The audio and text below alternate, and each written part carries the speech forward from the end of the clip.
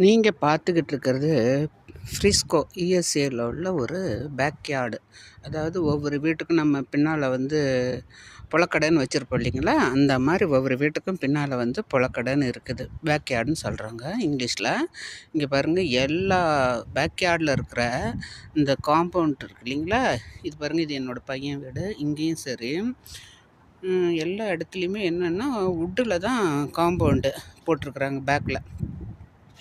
ஏன்னா இங்கே மண் வந்து கொஞ்சம் கிளைமேட் சேஞ்ச் ஆகும்போது மண்ணோட தன்மையும் இறுகிறது, அப்புறம் லூஸ் ஆகிறது, அந்த மாதிரியான ஒரு இதில் இருக்குது. ஸோ வந்து இங்கே அந்த மாதிரி காம்பவுண்டு போட்டோம்னா அது வந்து இழுத்துக்கிட்டு போயிடுது அப்படின்னு சொல்கிறாங்க. பாருங்கள், எல்லாமே காம்பவுண்டு வந்து பேக்யார்டு காம்பவுண்டு எல்லாமே வந்து இதாக தான் வுட்டில் தான் இருக்குது. பாருங்கள், இங்கே பார்த்தீங்கன்னாலும் வுட்டு தான்.